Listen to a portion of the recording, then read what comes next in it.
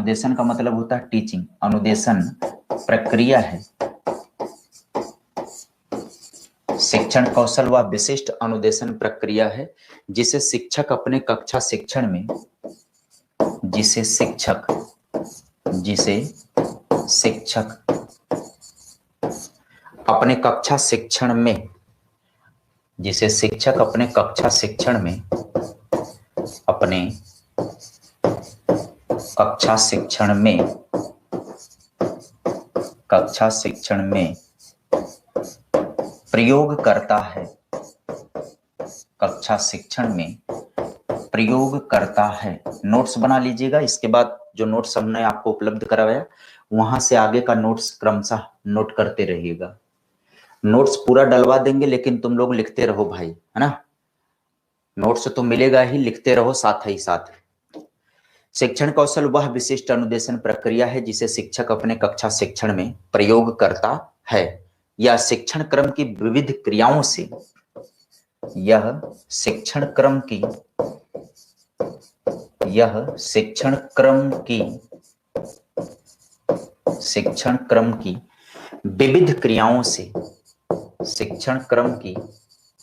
विविध क्रियाओं से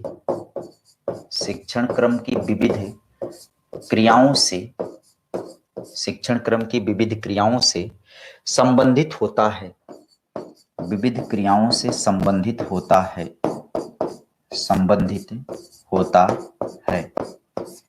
आराम से लिख लेना। कई बार हम बोलते हैं, लिख सकते हो आप। जिन्हें शिक्षक अपनी कक्षा अंतःक्रिया में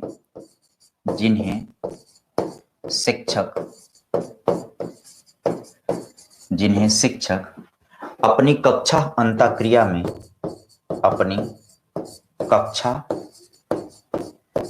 अंतःक्रिया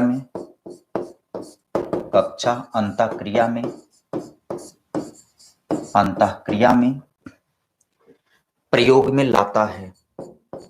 कक्षा अंतःक्रिया में प्रयोग में लाता है। चलिए, एनियल गेज ने शिक्षण कौशल को लेकर के क्या कहा है?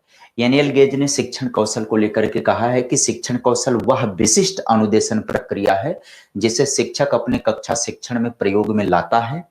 जिन्हें शिक्षक अपनी कक्षा अंतःक्रिया में प्रयोग में लाता है, जो शिक्षण क्रम की विविध क्रियाओं से संबंधित है और जिन्हें शिक्षक अपनी कक्षा अंतःक्रिया में प्रयोग में लाता है। मतलब ये कहने का है कि यह एक ऐसी अनुदेशन प्रक्रिया है जिसमें विभिन्न प्रकार के कौशलों को अध्यापक एक एक करके सीखता है और सीख करके उन्हीं कौशलों को अपने कक्षा शिक्षण के दौरान यानी छात्र और अध्यापक की अंतःक्रिया के मद्देनजर उन्हीं कौशलों का प्रयोग करता है, उन्हीं कुशलताओं का प्रयोग करता है। उसी को शिक्षण कौशल कहते हैं। अरे, परिभाषा याद करने के लिए नहीं लिखवाई जाती है, परिभाषा चीज को समझने के लिए लिखवाई जाती है। तुम लोगों ने समझाते समझाते हम थक जाएंगे। परिभाषा का मतलब है चीज को समझना है, मनोवैज्ञानिकों के अकॉर्डिंग चीजों को समझना है। ऐप के नोट्स का प्रिंट नहीं निकल रहा है, नेटवर्क का इशू है शालिनी। और आप ज्वाइन कर लो, टेलीग्राम का ग्रुप है ना, टेलीग्राम का ग्रुप ज्वाइन कर लो, उससे आप नोट्स निकाल लो। परिभाषा का मतलब कतई ये नहीं है कि हम लिखवाते हैं आपको रटने के लिए। परिभाषा का मतलब है कि केवल कंटेंट को, टॉपिक को बढ़िया समझा देता है, बस। इसलिए परिभाषा महत्वपूर्ण होती है। चलिए आगे बढ़ेंगे, कुछ और पॉइंट यहाँ पर हम नोट करेंगे। शिक्षण कौशल को लेकर के कुछ बातें और नोट करेंगे हम। शिक्षण कौशल शिक्षा के उद्देश्यों को प्राप्त करने में सहायक होते हैं। शिक्षण कौशल क्या होते हैं? शिक्षण कौशल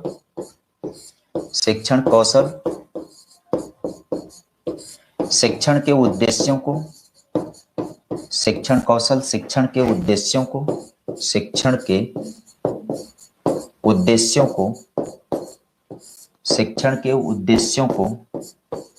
प्राप्त करने में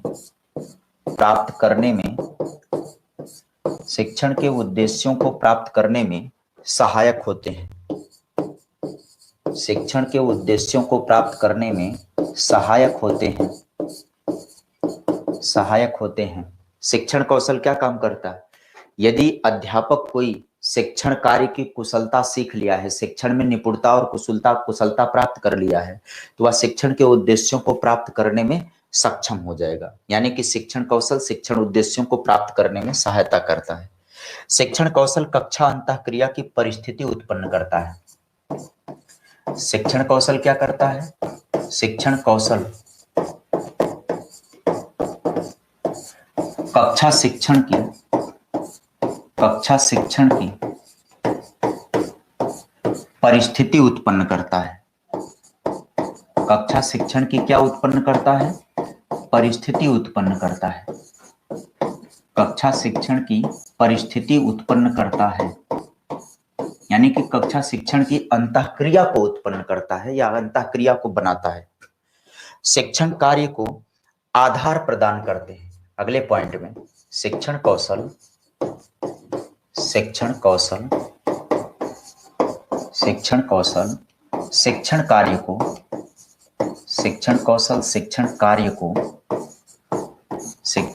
को आधार प्रदान करते हैं। शिक्षण कार्य को आधार प्रदान करते हैं। क्लियर? इस बात को भी नोट कर लीजिएगा। शिक्षण कौशल क्या करते हैं? शिक्षण कौशल शिक्षण कार्य को आधार प्रदान करते हैं, मतलब सहारा देते हैं शिक्षण क्रिया को जारी रखने के लिए। सीखने में सहायक हैं, शिक्षण को प्रभावी बनाने में सहायक होते हैं। शिक्षण कौशल शिक्षण को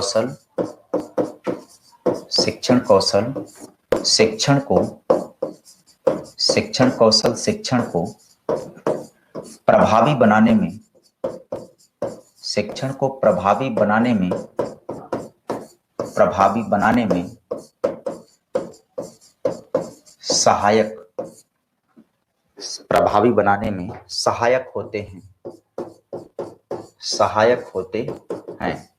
शिक्षण कौशल शिक्षण को प्रभावी बनाने में क्या होते हैं? सहायक होते हैं।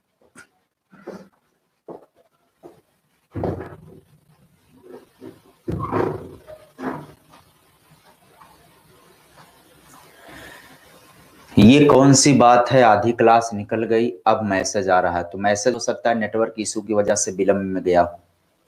ठीक है, चलिए। शिक्षण कौशल शिक्षण क्रिया को प्रभावी बनाने में क्या होते हैं? सहायक होते हैं।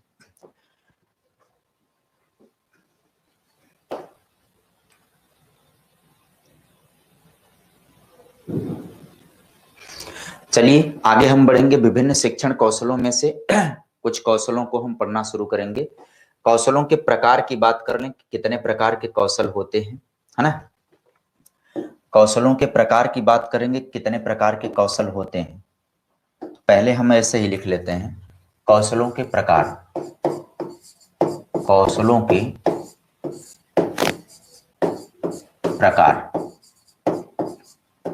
कौशलों के प्रकार में कितने प्रकार के कौशल होते हैं, एक एक करके हम लोग नाम नोट करेंगे। सबसे पहला होगा पाठ प्रस्तावना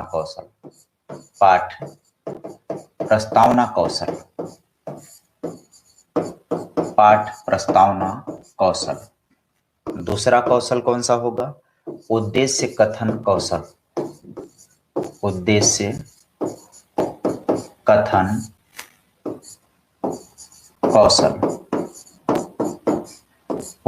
कथन कौशल। तीसरा कौन सा होगा?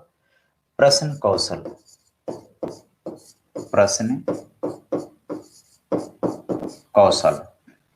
चौथा कौन सा होगा? व्याख्या कौशल। व्याख्यान कौशल या व्याख्या कौशल। चलिए पांचवें पर चलते हैं, दृष्टांत कौशल।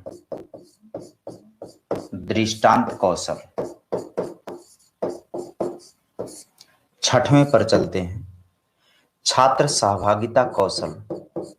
छात्र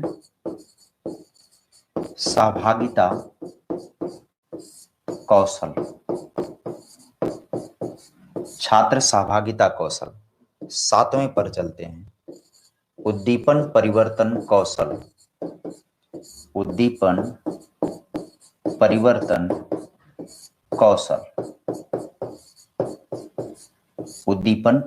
कौशल। आठवां है पुनर्बलन कौशल। आठवां कौन सा है? पुनर्बलन कौशल।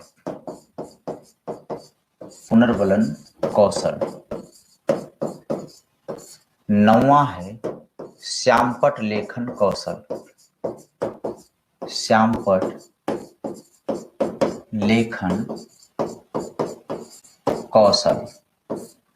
10वां है पुनरावृत्ति कौशल, पुनरावृत्ति कौशल,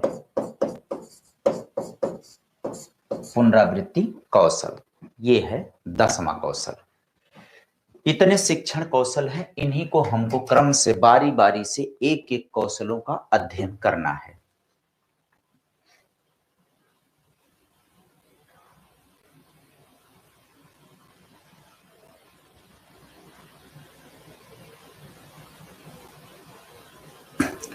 हाँ, आज शिक्षण कौशल की फर्स्ट क्लास है।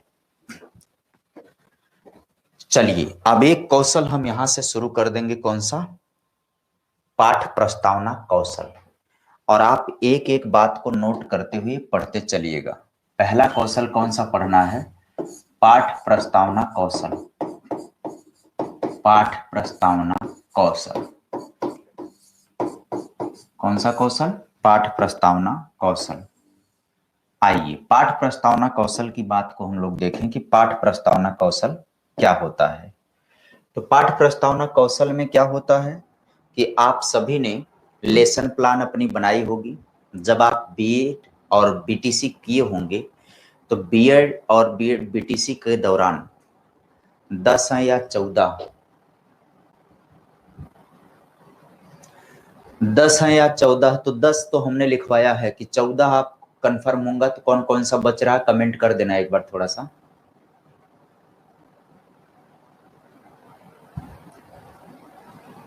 दस स्किल है कि 14?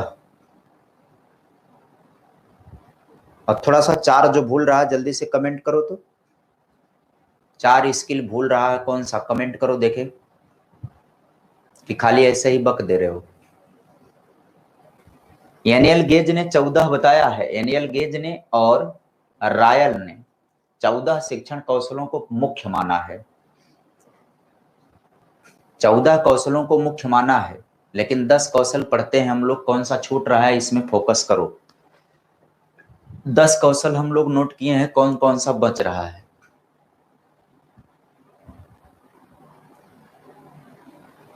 टेट में 10 बताया है, 10 हम पढ़ाए हैं।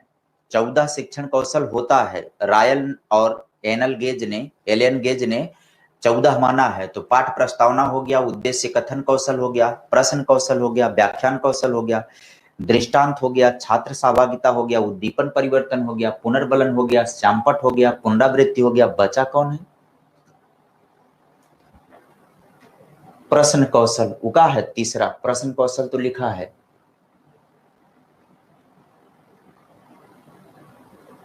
निरीक्षण कौशल, अनुशीलन कौशल। चलो जो बचा हुआ पहले 10 पढ़ने दो, जो बचा हुआ है बाद में देखेंगे और लिखवा देंगे। पाठ प्रस्तावना कौशल का मतलब क्या है कि जब आप लेसन प्लान बनाए होंगे, है ना, जब आप लेसन प्लान बनाए होंगे तो अपने लेसन प्लान में सबसे पहली शुरुआत आपने की हो किससे? पाठ प्रस्तावना कौशल से अपने पाठ की शुरुआत की होगी। पाठ प्रस्तावना कौशल का मतलब है कि शिक्षण के शुरुआत का ये पहला चरण होता है। यहां से हम भूमिका बनाते हैं अपने विषय वस्तु तक पहुंचने की। तो हम एक पॉइंट में लिख रहे हैं बात को और उसी को व्याख्यात्मक रूप से फिर हम समझा देंगे, है ना। पहले बात को लिखते हैं कि किसी भी शिक्षण की शुरुआत का प्रथम चरण, किसी भी शिक्षण के, किसी भी शिक्षण के शुरुआत का प्रथम चरण, किसी भी शिक्षण के शुरुआत का प्रथम चरण, शुरुआत का प्रथम चरण क्या होता है? प्रस्तावना होती है। प्रथम चरण प्रस्तावना होती है। किसी भी शिक्षण के शुरुआत का प्रथम चरण प्रस्तावना होती है ना। प्रस्तावना से मतलब क्या होता है? तो प्रस्तावना का आशय क्या होता है? प्रस्तावना का आशय होता है भूमिका या विषय वस्तु की सामान्य जानकारी। प्रस्तावना बराबर क्या होता है? प्रस्तावना बराबर होता है भूमिका, प्रस्तावना का मतलब होता है भूमिका या विषय वस्तु की, भूमिका या विषय वस्तु की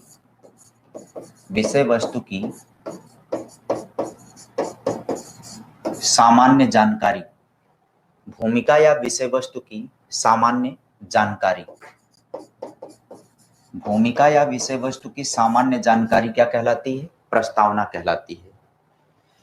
प्रस्तावना कौशल के प्रयोग में सर्वप्रथम शिक्षक क्या करता है? पढ़ाए जाने वाले पाठ के बारे में छात्रों की जानकारी लेने के लिए प्रश्न करता है। प्रस्तावना कौशल के अंतर्गत, प्रस्तावना कौशल के अंतर्गत, कौशल के अंतर्गत पढ़ाए जाने वाले पाठ से संबंधित, पढ़ाए जाने वाले पाठ से संबंधित छात्रों के पूर्व ज्ञान को, छात्रों के पूर्व ज्ञान को देखने के लिए अध्यापक, छात्रों के पूर्व ज्ञान को देखने के लिए अध्यापक छात्रों से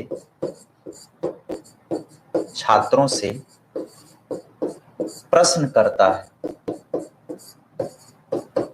अध्यापक छात्रों से क्या करता है? प्रस्तावना कौशल के अंतर्गत प्रश्न करता है और उनके पूर्व ज्ञान को नई जानकारी से जोड़ते हुए शिक्षण करता है। और छात्रों के पूर्व ज्ञान को, छात्रों के पूर्व ज्ञान को, छात्रों के पूर्व ज्ञान को नवीन ज्ञान से जोड़ते हुए, नवीन ज्ञान से जोड़ते हुए, छात्रों के पूर्व ज्ञान को नवीन ज्ञान से जोड़ते हुए शिक्षण करता है, शिक्षण करता है। ठीक है, छात्रों के पूर्व ज्ञान को नवीन ज्ञान से जोड़ते हुए अध्यापक क्या करता है? शिक्षण करता है।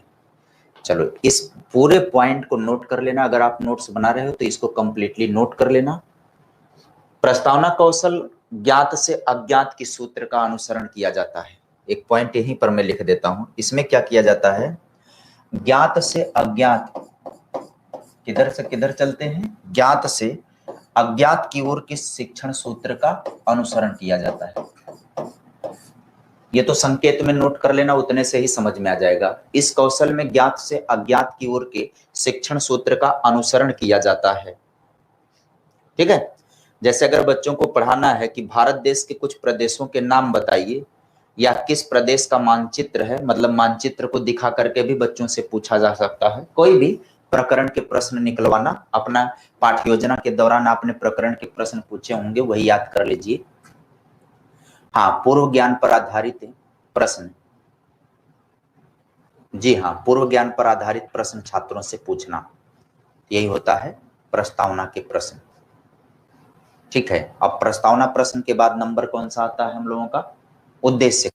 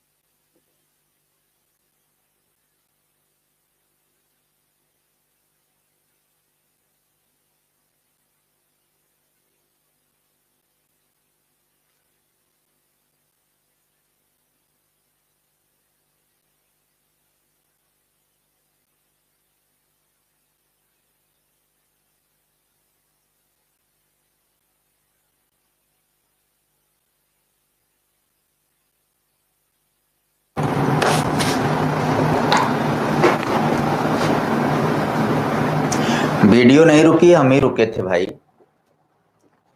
वीडियो नहीं रुकी थी, हम ही रुके थे। उद्देश्य कथन कौशल, दूसरी हेडिंग दे देना कौन सा? उद्देश्य कथन कौशल। उद्देश्य कथन कौशल। उद्देश्य कथन कौशल। सांस ले रहे थे, तबीयत खराब होने से ना ऑक्सीजन कम हो गई, तो एकदम खुल के जम के एसी के नीचे सांस ले रहे हैं।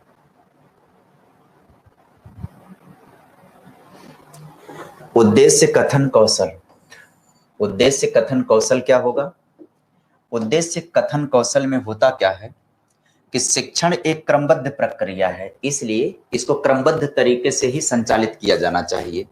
प्रस्तावना कौशल के बाद का अगला चरण कौन सा होता है? उद्देश्य कथन कौशल होता है। प्रस्तावना कौशल के बाद, प्रस्तावना कौशल के बाद का अगला चरण, प्रस्तावना कौशल के बाद का अगला चरण कौन सा होता है? अगला चरण होता है उद्देश्य कथन कौशल। अगला चरण कौन सा होता है? उद्देश्य कथन कौशल। प्रस्तावना कौशल के बाद अगला चरण कौन सा होता है? उद्देश्य कथन कौशल होता है। पूरी बात को लिखना। प्रस्तावना कौशल के बाद का अगला चरण होता है उद्देश्य कथन कौशल।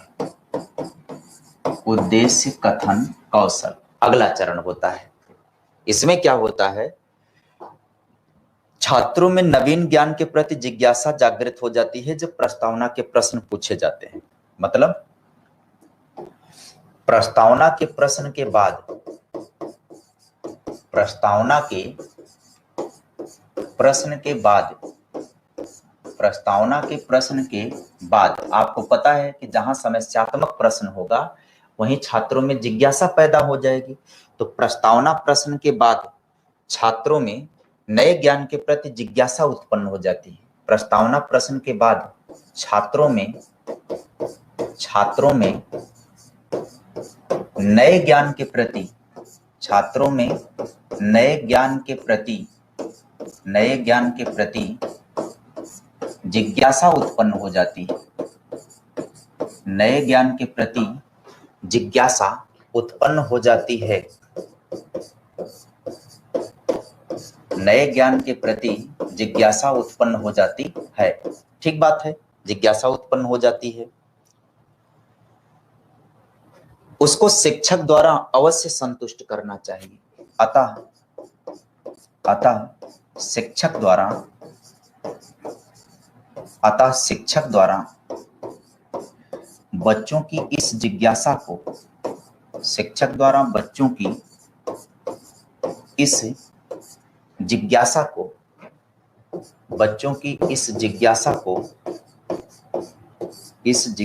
को अवश्य संतुष्ट करना चाहिए। अवश्य संतुष्ट करना चाहिए। ठीक है, ये कह रहा है कि प्रस्तावना कौशल के बाद का अगला चरण कौन सा होता है? उद्देश्य कथन कौशल। क्यों अगला चरण होता है? क्योंकि प्रस्तावना के प्रश्न के बाद छात्रों में नए ज्ञान के प्रति क्या उत्पन्न हो जाती है? जिज्ञासा, जानने की इच्छा उत्पन्न हो जाती है। अतः शिक्षक द्वारा बच्चों की इस जिज्ञासा को अवश्य संतुष्ट करना चाहिए। और इसी दिशा में उद्देश्य कथन कौशल, इसी दिशा में अगला सोपान होता है। उद्देश्य कथन कौशल, उद्देश्य कथन इसी दिशा में, उद्देश्य कथन इसी दिशा में अगला सोपान है। इसी दिशा में अगला क्या है? सोपान है। क्लियर हो गई बात कि नहीं? मतलब प्रस्तावना प्रश्न हम पूछेंगे, समस्यात्मक होगा, जहां समस्यात्मक होगा वहीं पर हम उद्देश्य कथन करेंगे। क्यों उद्देश्य कथन करेंगे? क्योंकि कह रहा है कि पढ़ना शुरू करेंगे तो एकदम कनकना के बहुत ध्यान से सुनेंगे। अब गुरुजी पढ़ाओ, फिर जिज्ञासा है उनकी, तत्परता है उनकी, वो आराम से पढ़ेंगे, है ना। कहेंगे ना कि आज हम लोग इस चीज की जानकारी प्राप्त करेंगे, यही है उद्देश्य कथन। अब उद्देश्य कर दिया, उद्देश्य कथन हो गया। अब उद्देश्य कथन के बाद किसका नंबर आता है? अब पाठ के विकास को जारी रखने के लिए, अब पाठ के विकास को जारी रखने के लिए प्रश्न कौशल की जरूरत होती है। कौन से कौशल की जरूरत होती है? प्रश्न कौशल की जरूरत होती है। अब अगला नंबर आता है कौन सा?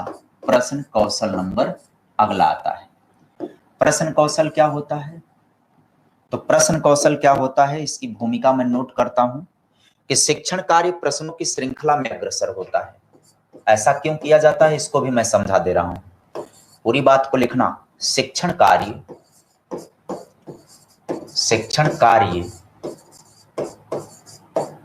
प्रश्नों की श्रृंखला में अग्रसर होता है। प्रश्नों की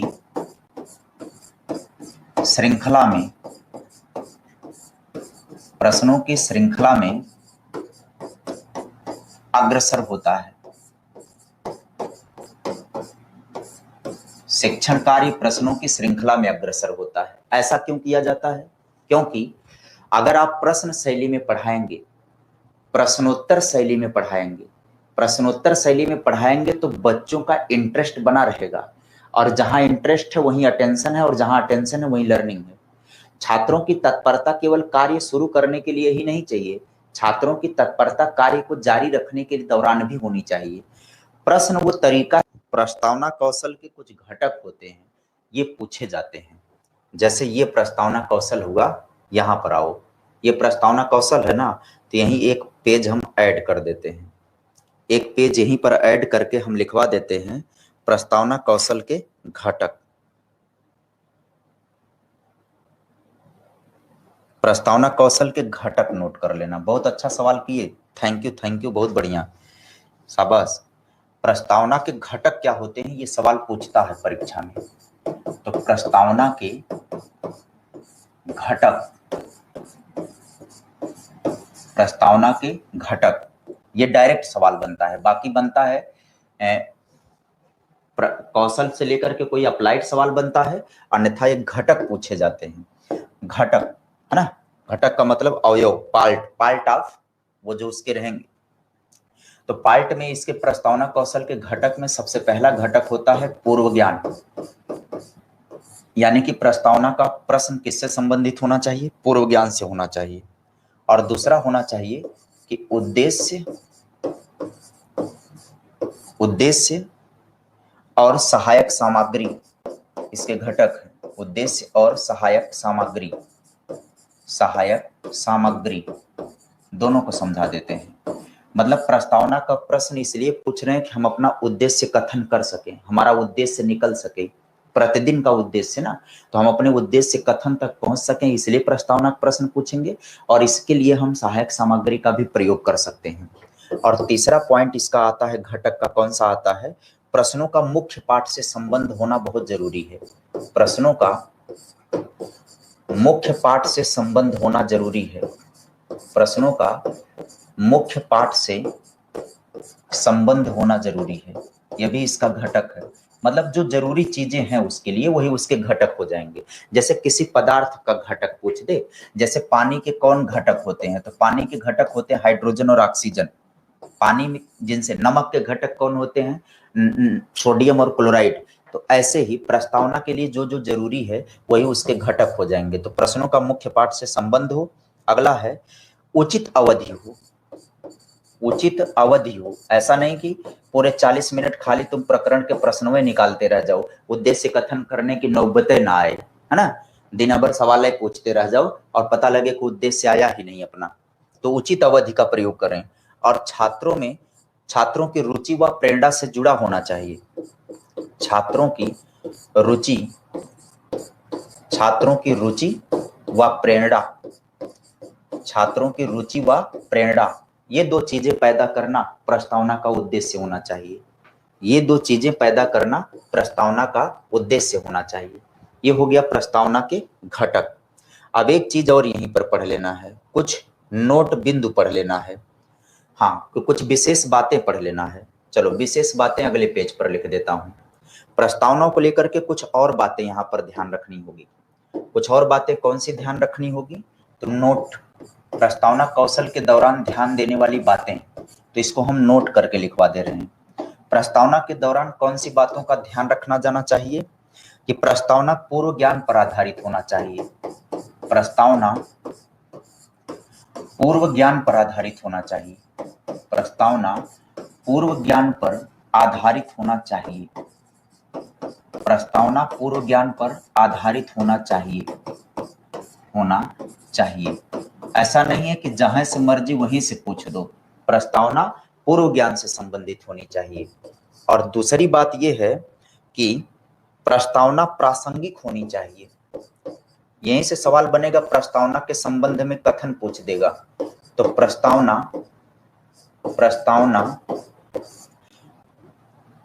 प्रासंगिक होनी चाहिए। प्रासंगिक होने का मतलब है कि जिस उद्देश्य से आप प्रश्न कर रहे हो ना, वो उसकी प्रासंगिकता को सिद्ध करे। प्रस्तावना प्रासंगिक होनी चाहिए। प्रासंगिक होनी चाहिए मतलब आपके उद्देश्य से जुड़ी होनी, प्रासंगिक होनी चाहिए। और तीसरी बात जो आती है यहाँ पर, समस्त कक्षा की सहभागिता जरूरी है उसमें। समस्त कक्षा की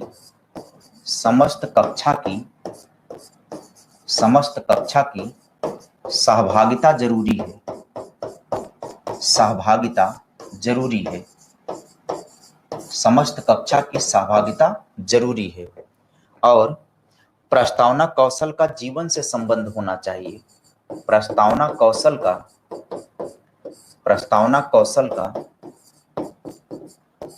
का जीवन से संबंध होना चाहिए। जीवन से संबंध होना चाहिए। जीवन से संबंध होना चाहिए मतलब जो पूछा जाए प्रश्न, ज्यादातर प्रयत्न किया जाना चाहिए कि यह बच्चों के जीवन से संबंधित हो। प्रस्तावना कौशल का जीवन से संबंध होना चाहिए। ठीक है, ये हो गए प्रस्तावना कौशल के घटक और प्रस्तावना कौशल के नोट पॉइंट हो गए, जो सावधानी ध्यान में रखना होगा। ठीक है, इसके बाद हम लोगों ने क्या पढ़ा? इसके बाद हमने उद्देश्य कथन कौशल, उसके बाद उद्देश्य कथन कौशल के तुरंत बाद कल हम आपको पढ़ाएंगे उद्देश्य कथन कौशल के घटक पढ़ा देंगे। मतलब उद्देश्य कथन कौशल की उपयोगिता पढ़ा देंगे और उद्देश्य कथन कौशल के घटक नहीं है, केवल इसकी उपयोगिता पढ़ा देंगे। उसके बाद इसकी उपयोगिता से प्रश्न बन जाता है कि उद्देश्य कथन कौशल की उपयोगिता होती है, विकल्प बना देता है। उद्देश्य कथन कौशल की उपयोगिता होती है, विकल्प बना देता है। तो कल हम उद्देश्य कथन कौशल की उपयोगिता पढ़ा देंगे। ठीक है, और फिर प्रश्न कौशल को पढ़ा देंगे, प्रश्न कौशल के घटक पढ़ा देंगे।